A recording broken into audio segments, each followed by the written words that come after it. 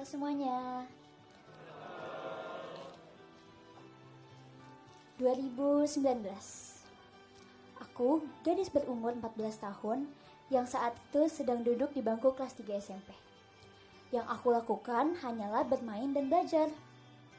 Di tahun yang sama, aku juga baru saja kehilangan mimpiku sebagai seorang atlet karena kesehatanku yang menurun. Di masa penyembuhanku, aku sempat putus asa. Aku takut semua hal yang aku lakukan akan sia-sia. Namun, beberapa orang di sekitarku berkata, "Kamu itu masih terlalu muda untuk mikirin hal kayak begitu. Padahal masih banyak loh hal yang kamu bisa lakukan." Ya, yang mereka katakan benar. Itu membangkitkan sebuah ambisi dalam diriku untuk melakukan suatu hal yang baru. Tapi, apa yang harus aku lakukan ya? Sampai akhirnya aku menonton salah satu survival show bernama Produce 48, di mana para gadis itu memperjuangkan mimpinya untuk menjadi seorang idola.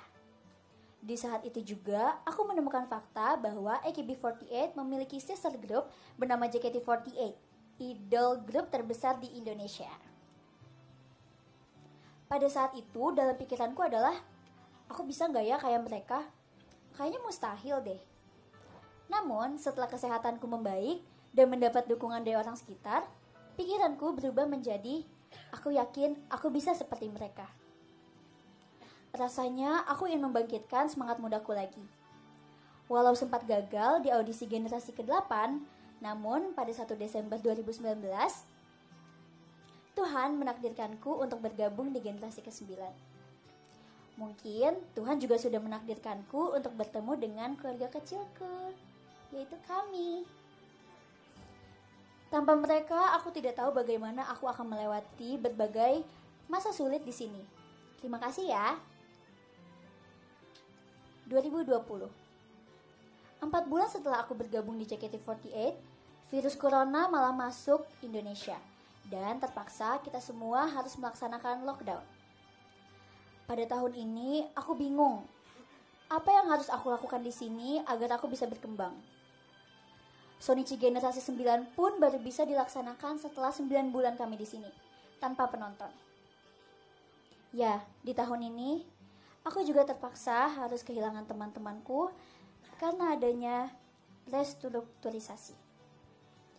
Masih menyakitkan sebenarnya mengingat masa itu. But for me, it was a blessing in disguise. Mereka menjadi salah satu alasanku berjuang di sini. Mungkin tanpa mereka, aku belum tentu akan menjadi Asyal yang sekarang. Namun, aku senang karena sekarang kita sudah berada di jalan kami masing-masing. Kalian semua hebat. 2021.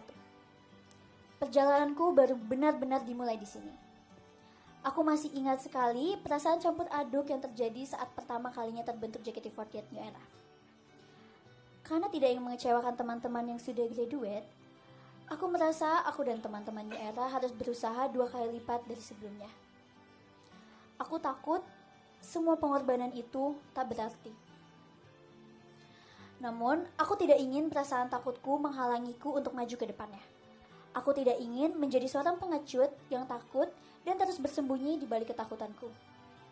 Lagian, aku kan belum mencobanya. Kenapa aku harus takut? Nyatanya, setelah aku menjalani tahun itu, semua hal berjalan dengan baik dan aku mampu. Rasa sesal pasti ada.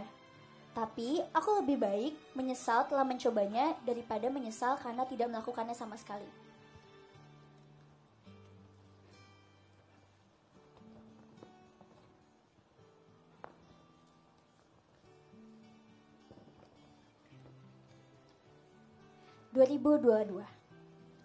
Pelan-pelan JKT48 mulai membaik.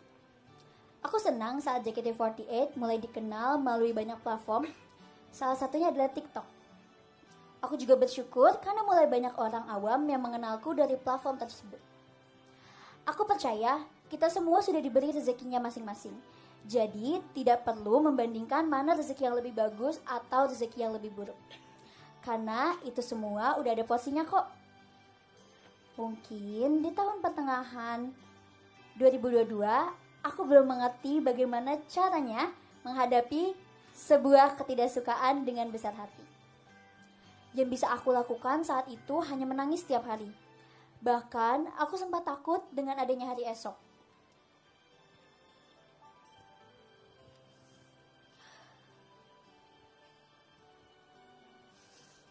Aku takut semua hal akan memburuk setiap harinya. Namun, semua itu berubah saat aku memasuki tahun 2023. 2023, aku sempat berpikir, apa yang aku perbuat sehingga aku pantas mendapatkan hal yang tidak menyenangkan pada saat itu.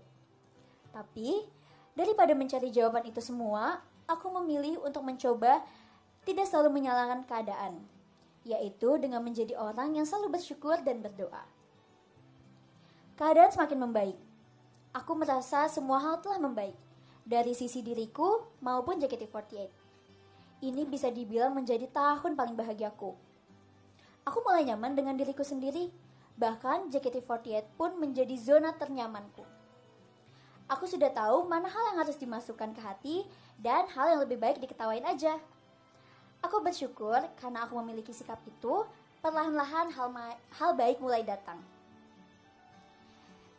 Di saat zona ternyamanku di sini, justru aku malah mengajukan kelulusanku dari JKT48. Kenapa?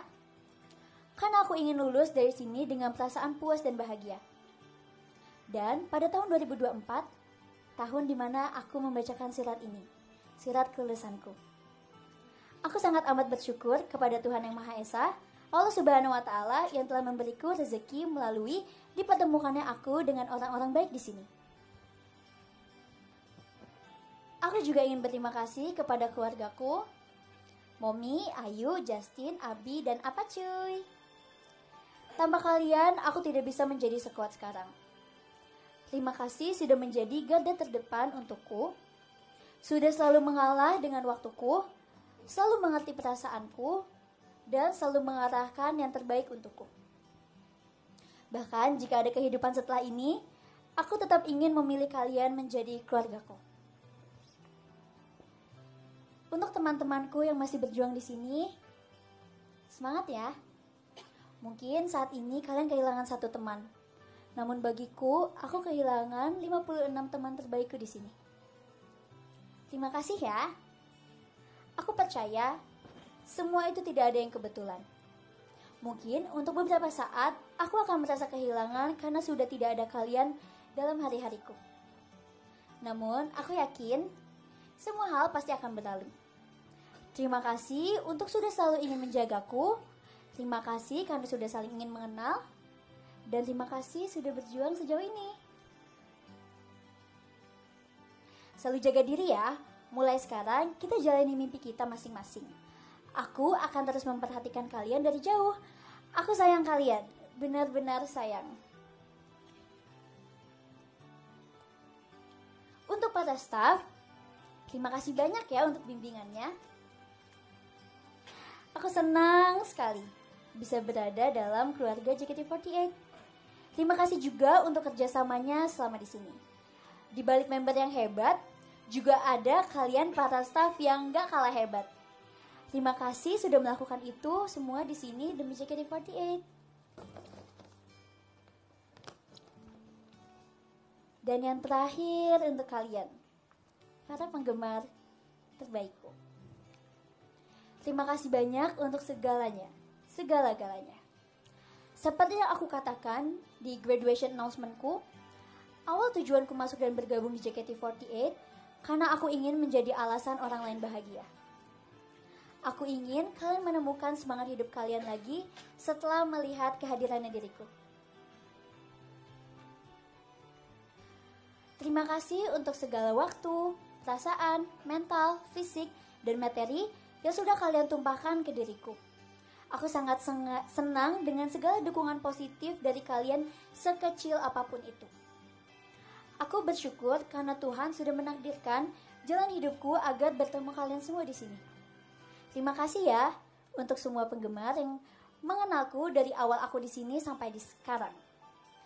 Kapanpun waktu kalian mengenalku, kalian akan selalu menjadi bagian penting dalam perjalananku di sini. Dan dimanapun kalian berada, keberadaan kalian akan selalu aku rasakan. Aku sayang kalian selalu. Terima kasih ya. Sebelum menutup suratku, aku dengan tulus ingin meminta maaf jika ada kata-kata atau perbuatan yang sempat menyinggung hati kalian selama ini. Bagaimanapun, sebagai manusia, aku pasti pernah melakukan kesalahan yang sengaja maupun tidak disengaja. Hari tidak akan berhenti di sini. Namun, pada hari ini, aku akan menutup perjalananku sebagai Ashel JKT48. Aku akan membuka lembaran baru sebagai Adzana Ashel. Dengan ini menyatakan, aku Ashel dari JKT48 benar-benar lulus dari JKT48. Terima kasih semuanya.